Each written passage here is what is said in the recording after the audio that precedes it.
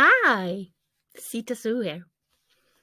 Not normally I do this with myself visible. It's a lot of reasons why I don't be so much visible and you often only get to hear my voice. Number one, because today I'm gonna talk about things like not always are so easy to talk about. I know a lot of people struggle out in the world and I know a lot of people struggle in the things they are in. One of my struggles is my teeth. I did my operation about 18 years, I think it is, ago, and they'd never told me that one of the effects after that operation I did would be that I was going to lose my teeth. And it costs to do new teeth, and I, like anybody else, are ashamed of it.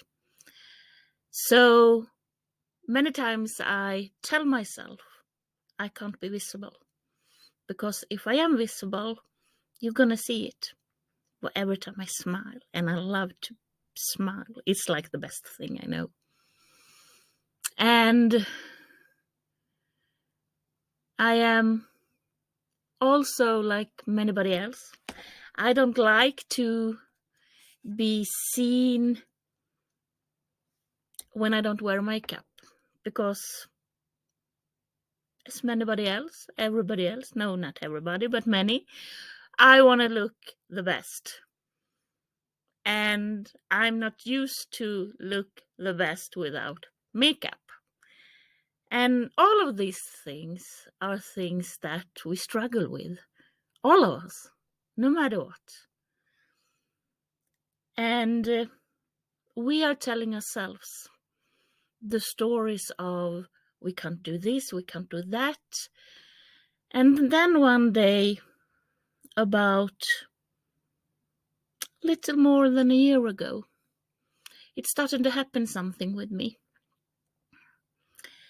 Due to all the stress I was in, due to all the abuse I was in, due to all the thing that happened around me that I couldn't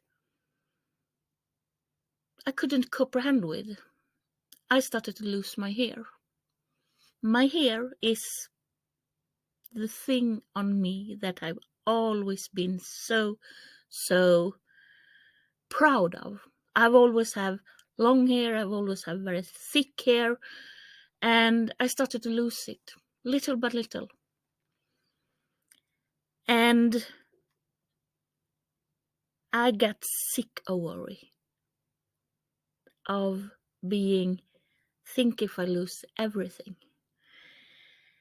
And the last time I could take my hand in my hair and just pull out how much hair, it was in August, when I had just arrived to the island where I live today at Gotland. And it was the last time I really could do that. And since that day, I have stopped lost hair. And it was even more important when they told me that I had PTSD, that I needed to understand that the stress the body got of everything I have been through must reduce. So I needed to take away a lot of things. And to survive, I needed to pick one by one by one by one. So I did. I took so many things away that I ended up with nothing left. And it was a struggle to just see, hear, and to just believe that I would go on. And I found out that this struggle, it was necessary, because I needed to see the love to myself. I had lost it. I lost it along the way. It wasn't there. So I needed to see it. I needed to believe it. I needed to hear it. But I also needed to see which one in my social sphere who was here for me. And when I realized that I only had two left, I was so scared to be alone that I didn't know how to handle it.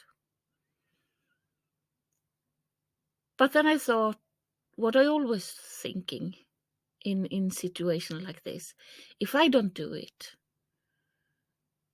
who's gonna do it for me? Because no one is gonna do it for me. No one is gonna keep pushing to the next day, keep believing that things are gonna happen, things are gonna doing. And I started to think, and I started to look around me, and I started to see, what can I do about this and this and this? And what do I need to take away? What do I need to gain to be able to reach what I need to reach to feel good? Because this was a health problem. It wasn't a problem of don't having food on the table, or don't comprehend with going to my school, or don't be able to work. It was a problem with my health. And I did know that if I don't take care of this, it's gonna end up in a grave somewhere. So I needed to take it. I needed to be it, and I needed to do it. And I did. And I came out of it even stronger than I ever been before. And I did come to a part of the road where the fog was so deep down in the road, and it was standing so much in my way that I needed to really grab on my fears and say, okay, I need to do this. I need to believe in this. I need to go on and just keep going, keep pushing, keep believing. And I need to let go of the control and really give myself to my faith. Otherwise, I'm not going to manage to do this all alone, because I am all alone. And yeah, it hurts many times. But at the same time, I also gain the trust of myself to always go through the day. And when the anxiety kicks in, I know I have my tools to take and do and believe and everything of that. I also know that if I do comprehend with the day, if I do my day, it's gonna be a more shining day tomorrow, no matter what. No matter if I feel the wall coming through me and the anxiety is so big, I always know that if I can use the tools, which I build for myself, because you see, I'm one of those people, women in the world, who can't stand the authorities. And that's not because they are not doing their job, because they are doing their job. I don't hate them, so no. But I can't stand them because they have hurt me so much. They have lied upon me so much. So I can't stand them because of the way they have treated me. And they have treated me like this for so many years. So in my world, my PTSD and the struggle I have with the anxiety is built because of what the authority have done to me.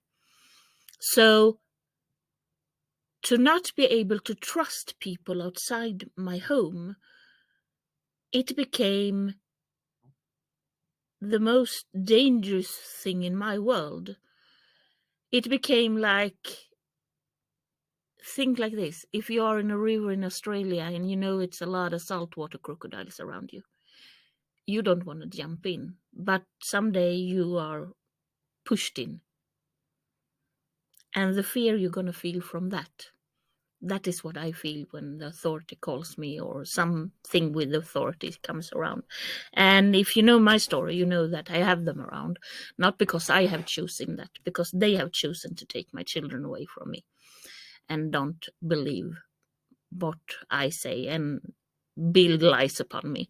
And I have let that go.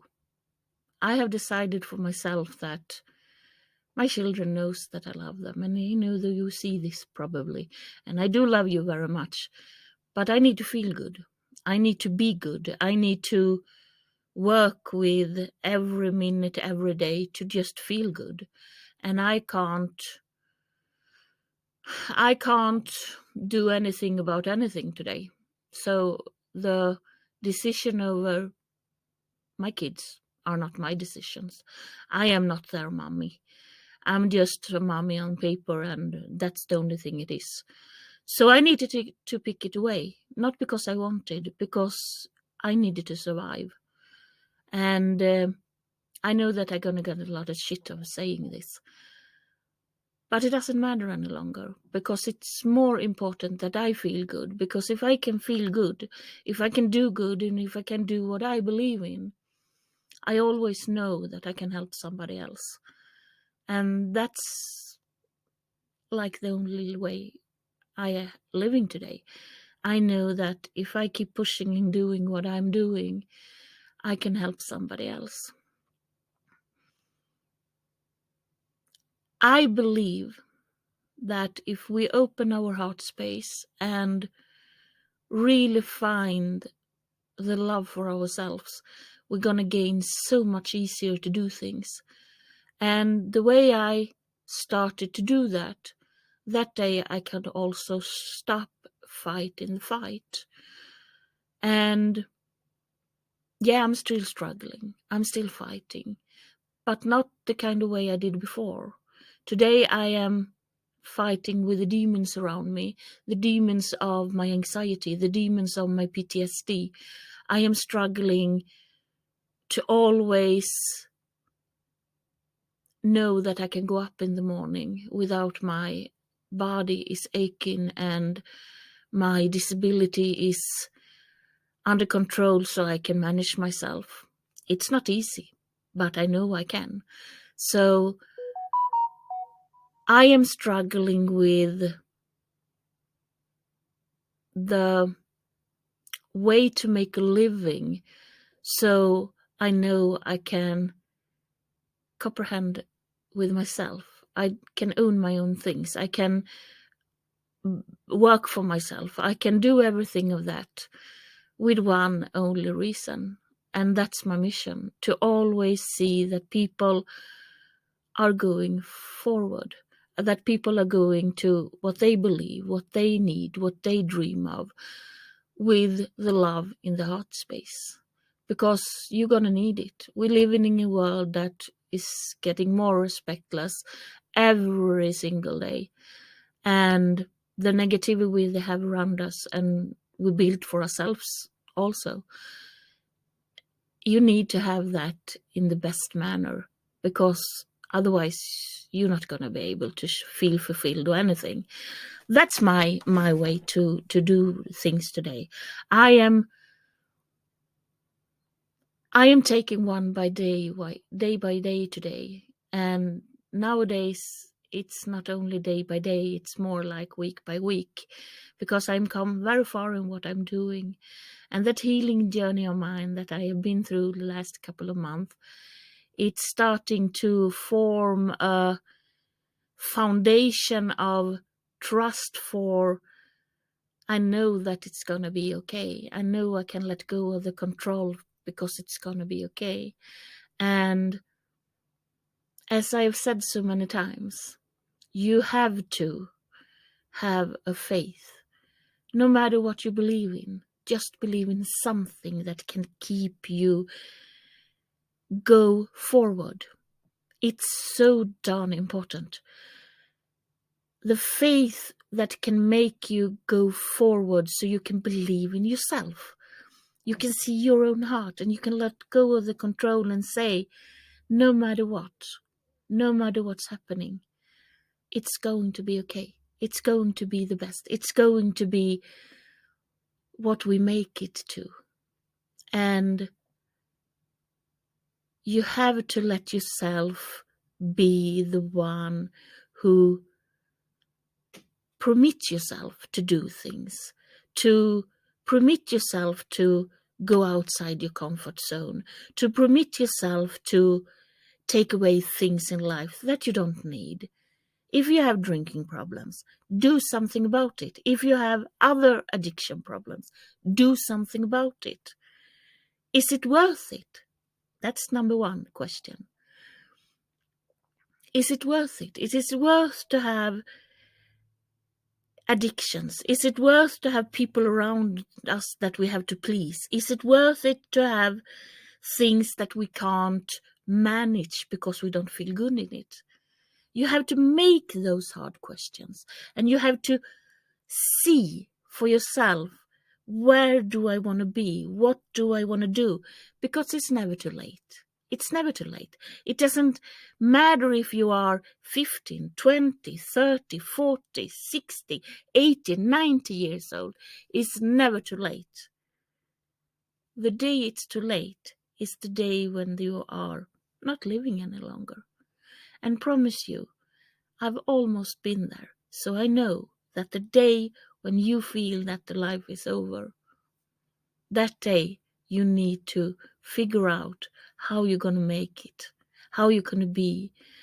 And it took me 18 years from that day I almost died to today, when I have realized that the only one who can give me love is myself. And if I can't give myself love, nobody else can either. And if you haven't heard this today, I do love you. I love you so much. You are a part of the world I'm living in, and I do love the world. And no matter how we look, no matter how we are, no matter what we believe in, we are co-creators in this world. So we have to do it no matter what. And if we can do it with respect for each other, and if we can do it with love for each other, we're going to go so much farther. So I do love you, and I hope you can find the love for yourself. Now it's time for me to say goodbye for this time, and see you again. Bye-bye.